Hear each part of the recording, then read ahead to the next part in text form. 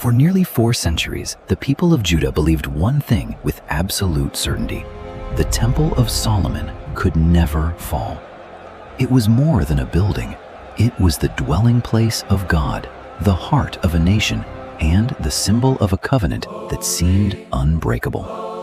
Yet in 586 BC, smoke rose above Jerusalem. Flames consumed the most sacred structure in the kingdom. The temple that generations thought was untouchable was reduced to ashes. But this disaster did not begin with fire. It began with a political gamble. A king who ignored every warning, and a decision that placed an entire nation on a collision course with the greatest empire of its age. Before the walls collapsed, before the temple burned, Jerusalem endured a nightmare so severe that it shattered families, destroyed society, and tested the limits of human endurance. To understand why Solomon's temple was destroyed, we must travel back 10 years before the flames appeared. 10 years before Jerusalem fell, King Zedekiah sat upon the throne of Judah. But despite wearing a crown, he was not truly independent. Zedekiah ruled as a vassal of Babylon. Years earlier, Emperor Nebuchadnezzar had conquered Jerusalem and placed Zedekiah on the throne with a simple expectation: remain loyal, maintain order, and deliver annual tribute in gold and silver. For a time, the arrangement worked. Judah survived while many neighboring kingdoms disappeared from the map. The tribute was costly, but it guaranteed peace. Yet inside Jerusalem, a different vision began to emerge. A powerful faction within the royal court believed Babylon was overstretched. The empire was vast, its armies constantly campaigning, and rumors of weakness spread across the region. These advisors looked south toward Egypt. Egypt had once dominated the ancient world. Though no longer at its peak, many believed the pharaohs could help challenge Babylonian power. The proposal seemed simple: stop paying tribute, form an alliance with Egypt, recover complete independence. To many nobles, it appeared to be a brilliant opportunity, but not everyone agreed. Among the strongest voices of opposition was the prophet Jeremiah.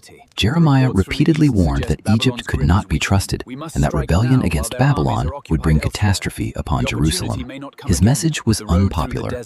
People wanted hope, not caution. They wanted freedom, not submission. Eventually, Zedekiah chose the path that history would remember forever. He stopped sending tribute. Babylonian representatives were expelled. The diplomatic relationship collapsed. In practical terms, Judah had declared rebellion against the most powerful empire on earth. Nebuchadnezzar's response was immediate. He did not send negotiators. He did not offer compromise. He mobilized the imperial army. Thousands of soldiers, cavalry units, engineers, and siege specialists began moving toward Judah. From Jerusalem's watchtowers, observers soon saw dust clouds rising on the northern horizon. This was not a diplomatic mission.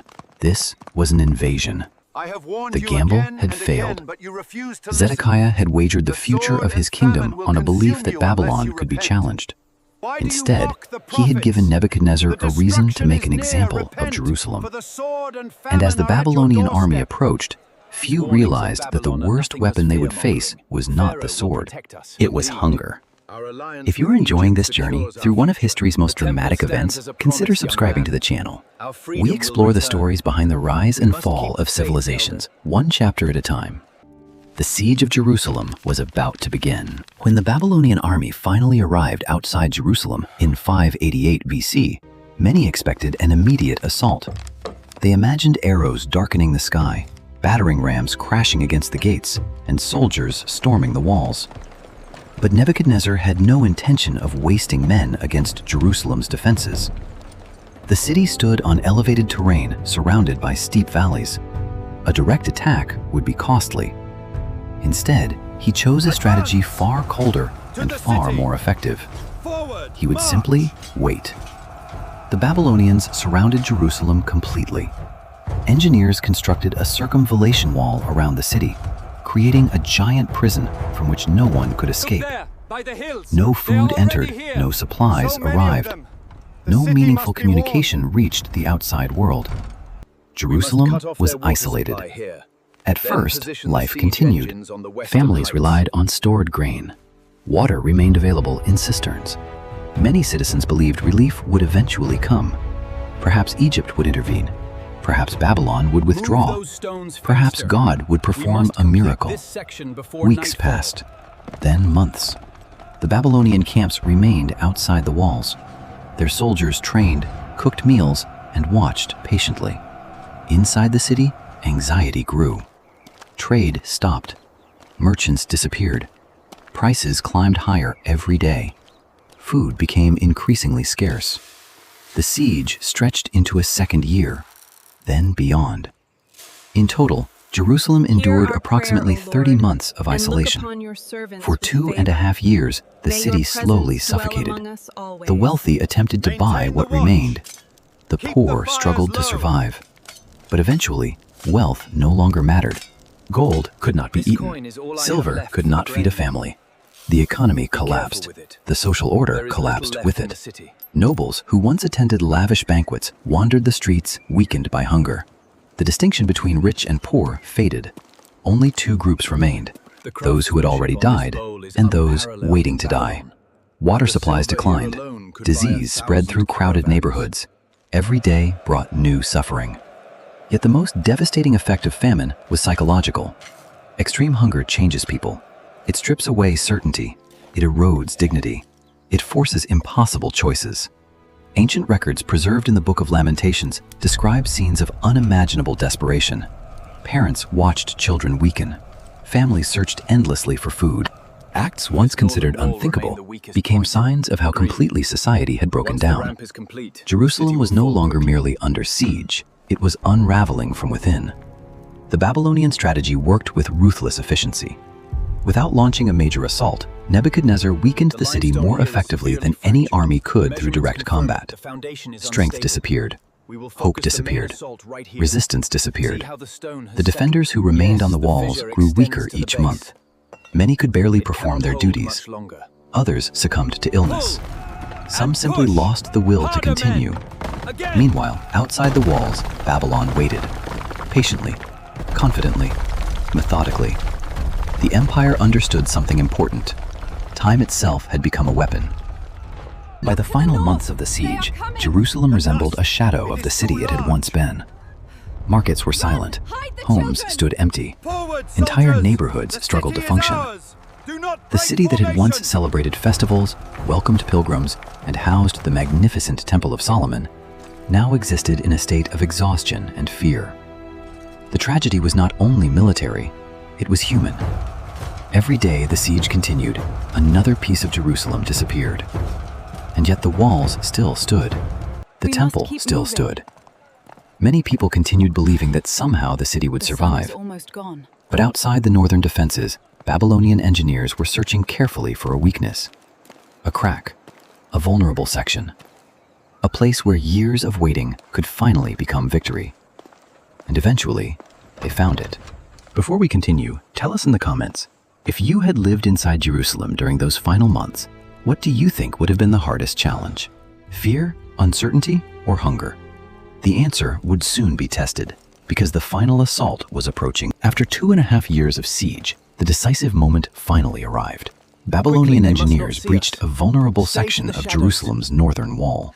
The sound of breaking stone echoed through the city. The defenses that had protected Jerusalem for generations were no longer secure. Babylonian troops poured through the opening. This was not the dramatic clash often portrayed in movies. Most defenders were exhausted. Many were weakened by years of deprivation. The city could no longer mount an effective resistance. Street by street, Babylon advanced. Panic spread rapidly. Families fled. Officials disappeared. Order vanished. As the invasion unfolded, King Zedekiah faced a choice: remain and share the fate of the city, or attempt escape. He chose escape. Under cover of darkness, Zedekiah and a small group of loyal officers slipped through a passage near the king's garden. Their goal was simple: reach the plains of Jericho, cross the Jordan Valley, disappear into the eastern wilderness. But the plan never had much chance of success. Babylonian scouts quickly discovered the fleeing group. On the open plains, there was nowhere to hide. The imperial cavalry moved swiftly. One by one, Zedekiah's supporters abandoned him. The royal guard scattered. The king was left alone. Captured and placed in chains, he was transported north to Riblah, where Nebuchadnezzar maintained his military headquarters. There, the Babylonian emperor personally addressed the rebellion. To Babylon, Zedekiah was not merely a defeated king. He was a vassal who had broken his oath. A warning had to be sent. The punishment that followed became one of the most infamous episodes in Judah's history. Nebuchadnezzar ordered Zedekiah's sons brought before him. The young princes represented the future of the royal dynasty. One by one, they were executed. In that moment, the future of the kingdom ended. Then Zedekiah himself received a punishment designed to ensure he would never forget what had happened. The last thing he saw was the destruction of his family. Afterward, he was blinded and taken into captivity. He would spend the remainder of his life in Babylon. The king had lost his throne, his dynasty, his freedom, and his kingdom. Yet the fall of Jerusalem did not end with the royal family. Babylon moved systematically against the nation's leadership. Senior officials were arrested. Military commanders were captured. Prominent advisors were removed. Religious authorities also faced judgment. The high priest Sariah was taken into custody. Other senior temple officials were arrested alongside him. Together, they were transported to Riblah, where Babylon eliminated the remaining leadership structure of Judah. The purpose was clear. A kingdom without leaders could not easily rebel again. By removing political, military, and religious authority in a single operation, Babylon ensured that Jerusalem would be left without direction, without defense, without government, without a future as an independent state. When the process was complete, Jerusalem stood strangely silent. The city had fallen. Its king was gone, its leaders were gone, its army was gone. Yet one symbol still remained, the Temple of Solomon. For centuries, it had stood as the spiritual center of the nation. Many believed that as long as the temple survived, hope survived as well. But Babylon was not finished. Nebuchadnezzar had not come merely to conquer Jerusalem. He intended to ensure that it would never again become a center of resistance. And that required one final act. If this story has surprised you so far, make sure you're subscribed. We have many more deep dives into the turning points that reshaped ancient history. The king had fallen. The city had fallen. Now the temple itself faced its greatest test. For nearly a month after Jerusalem's capture, the temple remained standing. To many survivors, this may have appeared to be mercy, but it was not. It was preparation. Nebuzaradan, commander of the Babylonian Imperial Guard, arrived with a specific mission. Jerusalem was not simply to be occupied, it was to be dismantled. The primary targets were carefully chosen: the royal palace, the homes of influential officials, and above all, the Temple of Solomon. When the destruction began, the results were devastating. The temple contained large amounts of cedar wood imported from Lebanon centuries earlier. Dry and aged, the timber burned intensely. Flames spread through the structure. Heat filled the courtyards. Smoke rose over the city. The fire burned for days. What had once been one of the most impressive religious structures in the ancient Near East gradually collapsed into ruins. Generations had believed that God would never allow his house to fall. Yet now they watched as the temple disappeared before their eyes. The destruction shocked the population, not only because a building was lost, but because a certainty was lost. The world they had known was gone. Yet Babylon's work continued. The temple was not only a religious center, it was also a treasury. Its contents represented enormous wealth. Babylonian soldiers began removing valuable items from the site. Bronze pillars known as Yakin and Boaz were dismantled. Sacred vessels were taken away. Temple furnishings were collected and transported eastward. Objects once used in worship became trophies of conquest. The empire treated them as spoils of war. But material wealth was only part of the objective. Babylon also targeted people. Skilled craftsmen were selected. Metal workers were selected. Educated individuals were selected. Strong young men were selected. These survivors were placed in long columns and prepared for transport. Babylon understood that talent was valuable. Instead of leaving these people in Judah, the empire relocated them to strengthen Babylon itself. Meanwhile, many of the poorest agricultural workers remained behind. They inherited a devastated land. a land without a king, without a temple, without independence. Thus began the Babylonian exile. For countless survivors, the journey east marked the beginning of an entirely new chapter. The kingdom of Judah had effectively ceased to exist. Its capital was broken. Its monarchy was gone. Its greatest monument was ashes. From every visible perspective, Babylon had achieved total victory. Yet history was preparing an unexpected outcome. Because although Jerusalem had been destroyed, the identity of its people would prove far more difficult to erase. More than 26 centuries later, evidence of these events still exists beneath Jerusalem. Archaeologists excavating the city of David have uncovered a distinct destruction layer associated with the Babylonian conquest. Within that layer, researchers found ash, burned timber, broken pottery, and Babylonian arrowheads. These discoveries provide physical evidence of the catastrophe described in ancient records. The fire that consumed Jerusalem left traces that survived for thousands of years. Yet perhaps the most remarkable legacy is not archaeological, it is spiritual.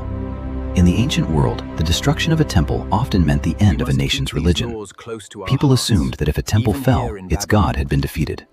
But that is not what happened here. The Jewish people adapted. Without a temple, they developed new ways of practicing their faith. Prayer became central. Study became central. Community became central. The synagogue gradually emerged as a new focal point of religious life. What began as a tragedy transformed into a reinvention. Instead of depending on a single building, faith became portable. It could survive exile. It could survive migration. It could survive centuries of hardship. The temple had fallen, but the people endured. And in many ways, the destruction of Solomon's temple became the event that shaped Jewish identity for generations to come. Nebuchadnezzar believed he had erased a kingdom. He destroyed its capital, removed its leaders, and burned its most sacred building. Yet history tells a different story. The fire consumed cedar and gold, but it could not destroy faith, memory, or identity. The fall of Solomon's temple became one of the most significant turning points in ancient history, proving that some nations survive not because of their walls, but because of what they carry within. Thank you for watching. In our next episode, we'll explore how Solomon's temple was originally built and became one of the ancient world's greatest achievements. Don't miss it.